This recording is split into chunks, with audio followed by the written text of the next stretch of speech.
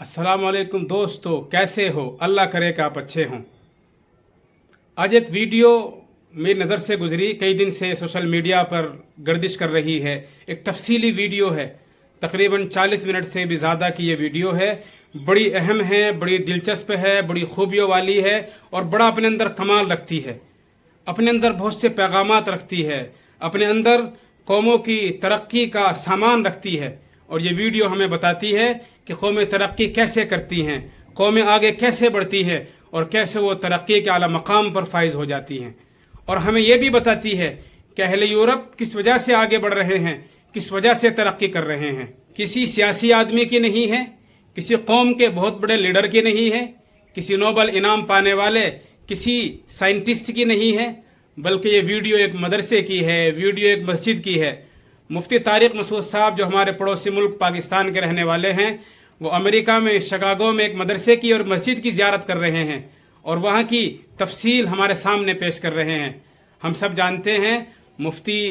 यासिर नदीमुल वाजिदी साहब जो शिकागो में अमेरिका में रहते हैं, जिनकी डिबेट हम मौके मौके से सुनते रहते हैं और जो बड़ा अच्छा जिनका मुताला है, तकाबुली मुताला है, अध्ययन पर अच्छा मुताला है, एक अच्छी ज़बान अल्लाह ताला ने उन्हें दी है और वो अमेरिका में रहते हुए दीन की बड़ी खिदमत अंजाम दे रहे हैं। उनका एक बड़ा आलिशान मदरसा है और ऐसा लगता है कि ज़िंदगी में ऐसा मदरसा ना आपने कभी देखा होगा, ना मैंने कभी देखा है। इतना वहाँ का मयार आला है, वहाँ की सफाई सुथराई का इतना अच्छा नज़्म है और इतना अच्छा इंतज़ाम है कि हम तसव्वुर नहीं कर सकते। और वहाँ की मस्जिद जिसकी हमने ज़ियारत की मौलाना तारिक मसूद की वीडियो के ज़रिए से, वहाँ हमने देखा कि ऐसा इंतज़ाम उन्होंने बनाया है कि वाकई हैरत होती है कि ऐसे लोग जो ईमान नहीं रखते, जो अल्लाह को नहीं मानते, कुरान को नहीं मानते हैं, अल्लाह के नबी अलैहिस्सलातु वस्सलाम पर ईमान नहीं रखते, उनके मुल्क में एक ऐसा मदरसा और एक ऐसी मस्जिद है जहाँ का इंतज़ाम इतना खूबसूरत है। उस मस्जिद में जो सबसे ख़ास बात मुझे देखने में नज़र आई, एक तो ये थी कि वहाँ औरतों की नमाज़ों का मुकम्मल इंतज़ाम मौजूद है। औरतें वहाँ नमाज़ें पढ़ सकती हैं और अपने बच्चों को साथ लेकर आ सकती हैं और उनकी नमाज़ें पढ़ने का इंतज़ाम बिल्कुल अलग है। उनका मर्दों से कोई मिलाप नहीं होता, उनके आने का रास्ता अलग है, जाने का रास्ता अलग है और मर्दों की नमाज़ पढ़ने की जगह बिल्कुल अलग है। और वहाँ उस मस्जिद में जहाँ औरतें नमाज़ पढ़ती है, बहुत बड़ी स्क्रीन लगी हुई है, बड़ी खूबसूरत स्क्रीन, और वो इमाम को बिल्कुल अपने सामने नज़र पा लेती हैं। ऐसा लगता है कि इमाम उनके बिल्कुल सामने खड़ा हुआ है और वो इमाम को देख कर उसकी इक़्तिदा में नमाज़ पढ़ती हैं। और जो एक अहम बात देखने में आई कि छोटे बच्चे जो उनके पास होते हैं वो उन्हें लेकर मस्जिदों में आती हैं। उनकी दूसरी चीज़ों की बात तो आप दूर रखिए, उनके डायपर बदलने की जगह भी मस्जिद के अंदर मौजूद है और वहाँ डायपर भी रखे होते हैं कि अगर बच्चे को तकाजा है, ज़रूरत है, उसकी पोटी है या उसने इस्तिंजा कर दिया है और नापाकी उसे हो गई है और उसके कपड़े गंदे हो गए हैं, उसे पाक करना है या नया डायपर चेंज करना है, या मस्जिद में आकर डायपर लगाना है ताकि मस्जिद गंदगी ना हो जाए, मस्जिद में गंदगी ना फैले, तो वहाँ पर एक मखसूस जगह मौजूद है जहाँ वो आकर मुकम्मल तरीके से अपने बच्चों का डायपर चेंज कर सकती हैं। हमारे मुल्क में औरतों की मस्जिद में आने का मसला तो बहुत दूर रहा, न हमारे उलमा इस तरफ मुतवज्जे हैं, न हमारे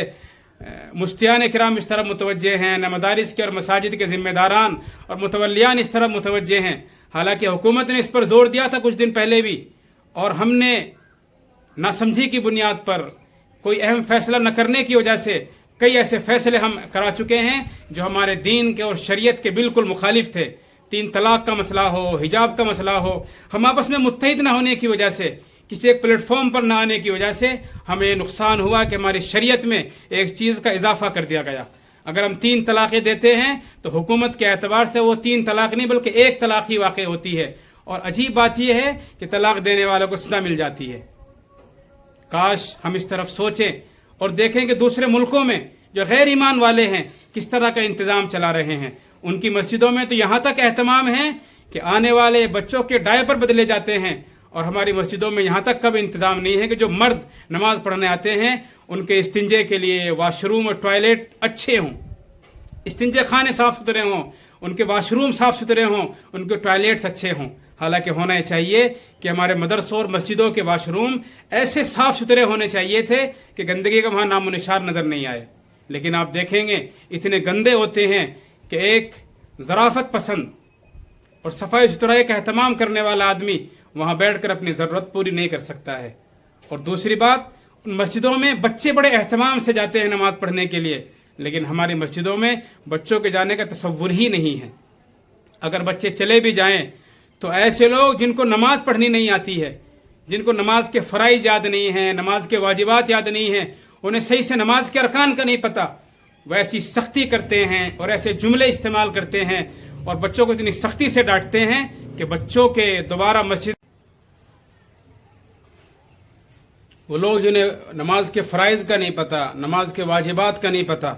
अगर आप उनसे नमाज की सुन्नतें पता करना चाहें, नमाज के मुस्तहब्बात पता करना चाहें, बल्कि बहुत से लोग ऐसे जिन्हें नमाज की रकातों का नहीं पता, वो इशा की नमाज मुकम्मल नहीं पढ़ते हैं, जुमे की नमाज 2-2 रकातें पढ़ते हैं, लेकिन जब बच्चों को मस्जिदों में शोर करता हुआ देखते हैं, इतनी सख्ती से उन्हें डांटते हैं और ऐसा लगता है कि ये उनको मस्जिदों से भगा रहे हैं। और उनकी डांट की वजह से ऐसा मालूम होता है कि बच्चों के मस्जिदों में दोबारा आने का मसला ही ख़त्म हो गया। अगर बच्चों ने गलती की है तो उन्हें बहुत सी बातों का इल्म नहीं है, उन्हें मस्जिद के आदाब का नहीं पता, शरीयत का मुकम्मल उन्हें अभी इल्म नहीं है और सही मानों में शरीयत के अहकाम तो उन पर अभी लागू भी नहीं है। लेकिन जो लोग बड़े हैं, जिन्हें पता है शरीयत क्या है, शरीयत की अहमियत क्या है, मस्जिद का वक़ार, मस्जिद का अदब उन्हें मालूम है, इसके बावजूद वो मस्जिदों में शोर करते हैं, हंगामा करते हैं और वो ये समझते हैं कि हमने बहुत बड़ा नेक काम किया है, हालांकि वो नेक काम की शक्ल में एक बुरा काम कर रहे हैं। और उन बच्चों को जो कौम का मुस्तकबिल हैं, जिन्हें कौम को संवारना है, जिन्हें कौमों के मुस्तकबिल की तामीर और तरक्की में हम किरदार अदा करना है, जिन्होंने कौमों के मुस्तकबिल का रुख तय करना है, जो आगे चलकर अपने कौम के रहबर बनेंगे, मेमार बनेंगे, रहरो बनेंगे,